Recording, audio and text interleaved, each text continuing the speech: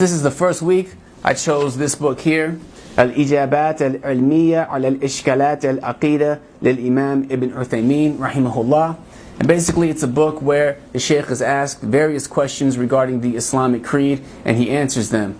And subhanAllah, there are some really interesting questions that are answered in this book, and there are a lot of benefits. As for this particular episode, the question I chose is as follows.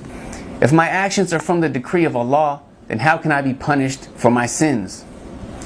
The Shaykh goes on to explain, in summary, that the decree of Allah is not an excuse or justification for committing sins, because Allah does not force you to commit sins. So when you go forth to commit a sin, you don't know if it's actually been decreed for you or not until after it happens.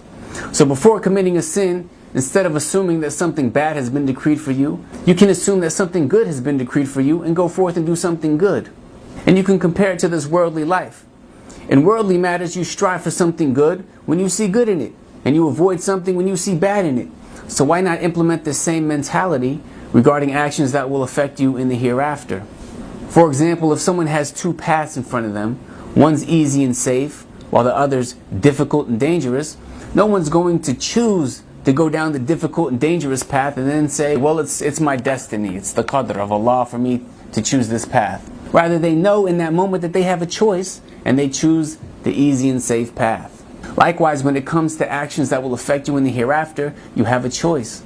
There's a path that leads to paradise, and a path that leads to the hellfire. And the one who chooses the path to the hellfire is like the one who chooses the difficult, dangerous path instead of the safe and easy path. So why would you be satisfied with choosing the path that leads to the hellfire while refusing to take the path that leads to paradise?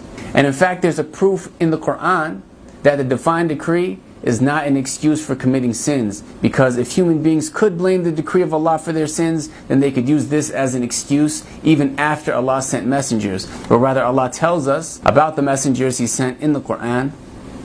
Messengers as bearers of good news as well as of warning, in order that mankind should have no plea against Allah after the messengers. And Allah is ever all-powerful, all-wise. So brothers and sisters, we have choices. Think about the comparison the Shaykh made regarding worldly matters. If you had a choice between a safe and easy path, you definitely choose it over a difficult, dangerous path. You wouldn't use qadr as an excuse. So likewise, before you sin, if you're pondering on whether or not to commit that sin, understand that you have a choice. And you can't blame the qadr of Allah before you commit that sin, because you don't know the decree of Allah until after the fact. May Allah guide us to make the right decisions. May He forgive us for the sins we've committed and make us of those who repent. Jazakumullahu khairan. Wassalamu alaikum wa rahmatullahi wa barakatuh.